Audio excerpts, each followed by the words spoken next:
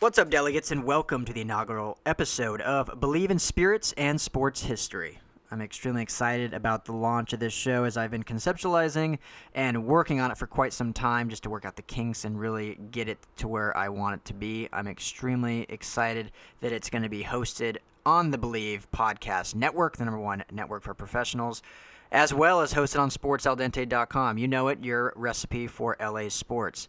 It's going to be a fun show, a little shorter, something that you can just listen to quick and easy, but hopefully you learn something from it, but most importantly, hopefully you just enjoy it. My favorite aspect of sports is the stories behind them. Every game, every team, every player has a story, whether it be where they came from or just the work they put in to get to the highest level. And so I'm going to explore a lot of these stories, and what I've done and began doing is finding an event in sports history, big or small, but just an event that really happened, a true event, and then I have written these somewhat fictional stories that kind of lead up to these events, obviously using the real player or the real team, real names, but kind of creating a little bit of a fiction side to it, what went into whether it was a day leading up to this game or a week leading up to this event or 16 years leading up to their professional debut, something like that, where I've just kind of built this fun storyline that has factual context within and then ends with the actual factual event. So it's a sports mystery, if you will, kind of unraveling throughout the show, and then you at the end can have that aha moment like, oh, it's about this said player, this said team, this coach, yada yada. And on top of that, I think one of my favorite things, and many out there listening, one of their favorite things while watching sports is having a drink, whether that be a nice cold beer, a nice smooth bourbon, or, you know, a touch of vodka in their soda, anything like that. And so we are going to, from these stories, we're going to look at certain drinks that were featured kind of in that area. So whether you know, if it's a southern or an event happening in Kentucky, obviously with a lot of bourbon distilleries will be strong. If it's over in Britain, we can look at gin or certain different brown ales.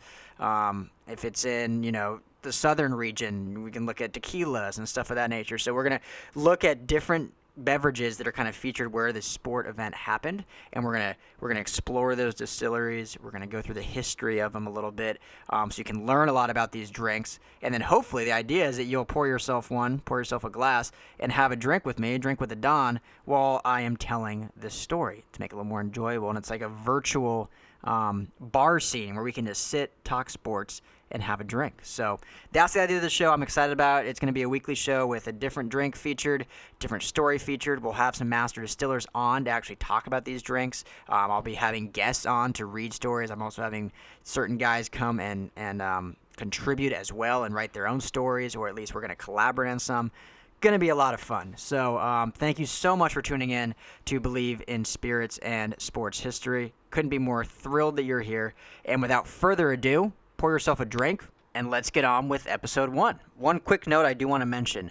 The drink that we will be featuring in this first episode is not necessarily synonymous with the location of the story I will be telling, but I think it was a good launching point to kind of show you what we're trying to do with that portion of the show, as well as just a good history lesson on a very important alcohol to me. The Jim Beam story dates back over 200 years and 7 generations. The Bourbon family arrived to the New World, or the 13 colonies, in 1740. 48 years later, the family had settled in what is now Kentucky. They Americanized their German surname to Beam and began the family business, growing corn. During the early 1700s, German, Scotch, and Irish settlers were making rye whiskey, but then came the birth of bourbon. The U.S. government began offering incentives to move west and grow corn, hence why Jacob Beam and his family settled in the heart of Kentucky. Jacob Beam sold his first barrel of Old Jake Beam's Sour Mash in 1795, just 3 years after Kentucky became an official state. The distillery, known as Old Tub, quickly became one of the most popular among whiskey drinkers. The distillery saw expansion and growth over the next 100 or so years and through the Industrial Revolution. But then Prohibition hit and production halted. James Beauregard Beam was in charge of the distillery before and after Prohibition. He rebuilt the distillery in 1933 in Claremont, Kentucky, where it still is today. The James B. Beam Distilling Company was founded in 1935, and from then on, the bourbon would be called Jim Beam Bourbon, in honor of James Beauregard Beam, who brought the bourbon back from the ashes. The Beam family is known by many as the first family of bourbon. So what is the difference between whiskey and bourbon? We get this question a lot. All bourbon is whiskey, but not all whiskey is bourbon. So there is actually a set of standards and government regulations from what is what. So what defines bourbon? First of all, it must be made in the United States.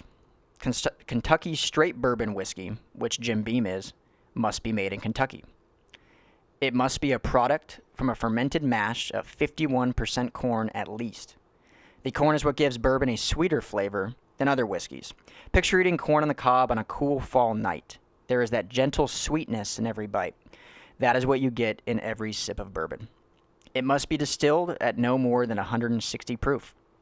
Each time an alcohol is distilled, it creates a higher proof or higher amount of alcohol. During this process, anything that isn't alcohol is removed from the bourbon. So the higher the proof, the less flavor that remains. So having a maximum proof protects the integrity of the bourbon, keeping it bold and flavorful. It must be stored at no more than 125 proof in new charred oak barrels. Jim Beam is aged in new level 4 char American white oak barrels. The flavors that enrich the bourbon during the aging process are hints of vanilla and caramel. Other whiskeys, scotches, wines, and even beers have been known to use these exact barrels after Jim Beam's single use to also pull from these rich flavors of the barrel.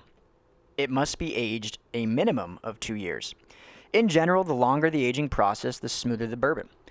But the longer the aging process, the more bourbon that evaporates to the heavens to please the angels. This is why longer-aged whiskey costs more. The taste is smoother, but the distillery loses a large amount of the bourbon and therefore bottles less. In Kentucky, whiskey ages much faster than whiskey aging in a more temperate climate. Interesting enough, a couple years aging in Kentucky has been estimated to equal twice that long in a place like Scotland. Jim Beam ages their bourbon at least twice as long as the law requires. It must be free from additives. No flavoring, such as caramel or anything other than water, can be added to the natural process in order to be considered bourbon. Well, there you have it. Your first bourbon history lesson about, ironically, one of the first bourbons in American history. So pour yourself a glass of Jim Beam, and let's get on to our sports mystery. There's something special about a crisp fall day in the Northeast. The crackle of leaves under pandering footsteps, the hushed chill of a cool breeze whipping through the busy streets, the warm embrace of a homemade bowl of chili.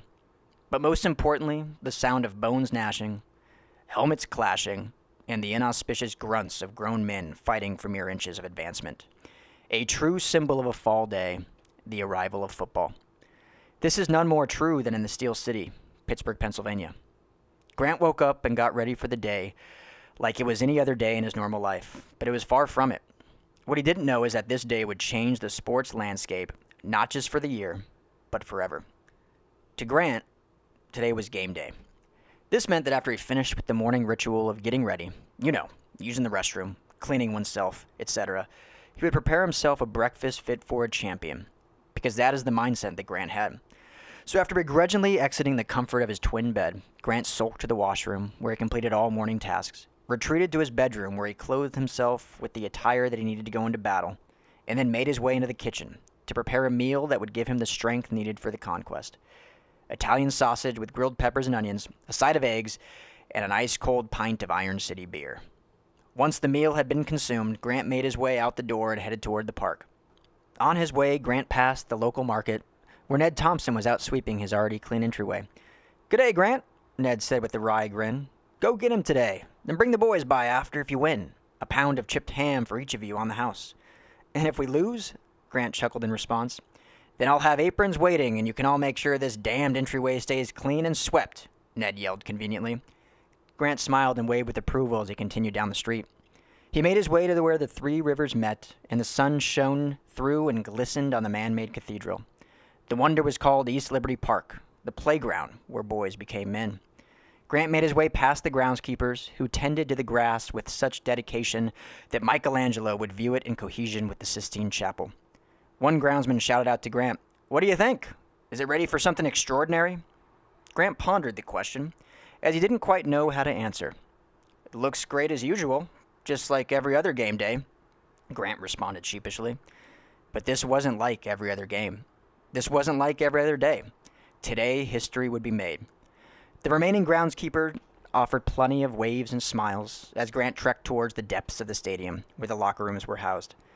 After leaving the sun-kissed field and walking down the concrete corridor into the players-only area, Grant was greeted by the club's brass, all the bigwigs, people that you see maybe once a year, if ever, and if you do see them, it usually isn't because they want to shower you with compliments or show you the appreciation that you deserve. "Grant," John, the general manager, bellowed, "step into my office, please." Grant's heart sank.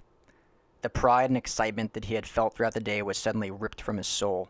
His footsteps felt heavy as he marched into John's office.